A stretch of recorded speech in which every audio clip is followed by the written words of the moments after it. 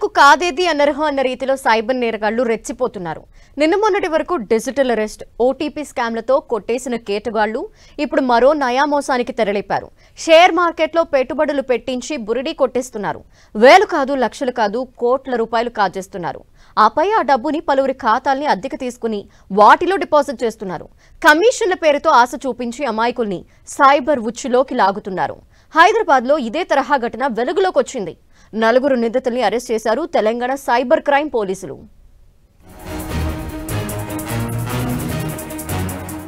తెలంగాణలో షాకింగ్ ఘటన వెలుగులోకి వచ్చింది. సైబర్ నేరాల కోసం బ్యాంకు ఖాతాలను అద్దెకిస్తున్న కొంతమందిని పోలీసులు అరెస్ట్ చేశారు.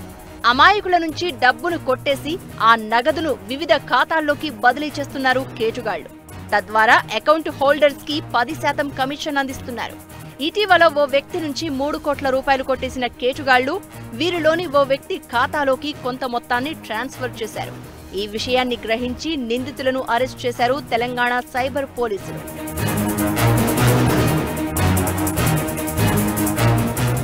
షేర్ మార్కెట్లో పెట్టుబడి పేరిట 3 కోట్లు కొల్లగొట్టిన కేసులో 4 నిందితులను తెలంగాణ సైబర్ సెక్యూరిటీ బ్యూరో పోలీసులు అరెస్ట్ చేశారు. నిందితులను హైదరాబాద్ నార్సింగికి చెందిన సాఫ్ట్వేర్ కన్సల్టెంట్ మనుబోతుల శ్రీనివాస్, నాంపల్లిలోని అఘాపురావాసి సయ్యద్ యూసఫ్, బంజారాహిల్స్ కు చెందిన చెక్కా ఏషా, హుమాయూన్ నగర్ కు చెందిన జేబీఆర్ ఎంటర్ప్రైజెస్ నిర్వాహకుడు జుబైర్ అహ్మద్ గా పోలీసులు తెలిపారు. వీరిని కోర్టులో హాజరుపరిచి రిమాండ్కు తరలించారు.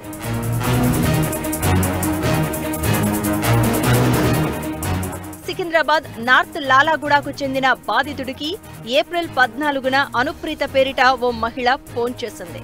న్యూఢిల్లీకి చెందిన ప్రముఖ కంపెనీ సీఈఓ అజయ్ గార్గ్ కు అసిస్టెంట్ అంటూ అతడితో పరిచయం చేసుకుంది.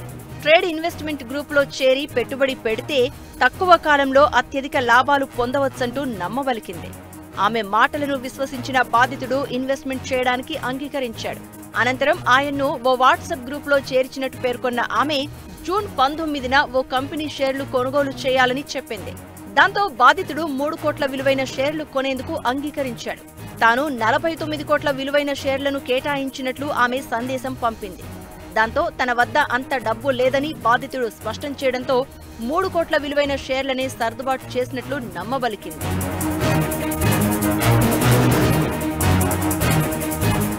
ఈ మేరకు బాధితుడు 3 కోట్ల సొమ్మును అనుప్రీత సూచించిన 16 బ్యాంకు ఖాతాల్లోకి బదిలీ చేశారు.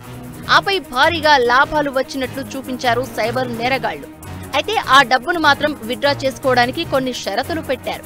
డబ్బు కావాలంటే భారీ మొత్తంలో ప్రాసెసింగ్ రుసుం చెల్లించాలని ఒత్తిడి చేశారు. దాంతో తాను మోసపోయాను అని గ్రహించాడు బాధితుడు. అనంతరం తెలంగాణ సైబర్ క్రైమ్ పోలీసులకు ఫిర్యాదు చేశారు.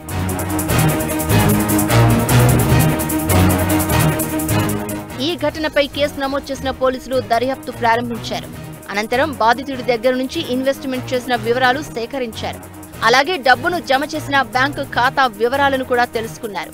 ఈ క్రమంలో బాధితుడి ఖాతా నుంచి కేరళలోని ఓ ఖాతాకు 77 లక్షల రూపాయలు బదిలీ అయినట్లు గుర్తించారు. అలాగే ఆ ఖాతా నుంచి 8 లక్షలు హైదరాబాద్ నార్సింగికి చెందిన మనుబోతుల శ్రీనివాస్ అకౌంట్లో జమైనట్లు టీజీసీఎస్బీ పోలీసులు గుర్తించారు.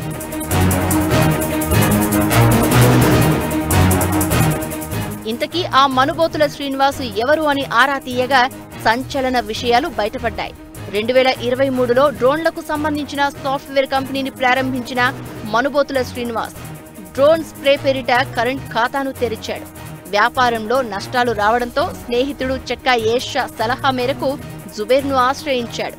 ఆన్లైన్ మోసాలకు బ్యాంకు ఖాతాను వినియోగించుకునేందుకు అప్పగిస్తే 10% కమిషన్ ఇస్తామని జుబైర్ చెప్పడంతో అంగీకరించాడు.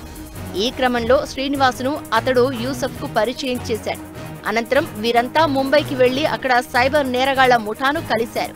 అనంతరం శ్రీనివాస్ కరెంట్ ఖాతాకు వివిధ సమయాల్లో 4 కోట్ల 30 లక్షలు జమైంది. సదరు సొమ్మును ఆయన నెట్ బ్యాంకింగ్ ద్వారా పలు ఇతర ఖాతాలకు మళ్లించాడు. ఆయన ఖాతాపై నేషనల్ క్రైమ్ రిపోర్టింగ్ పోర్టల్కు పలు రాష్ట్రాల్లో మొత్తం 46 ఫిర్యాదులు అందినట్లు గుర్తించామన్నారు టీజీసీఎస్బీ పోలీసులు.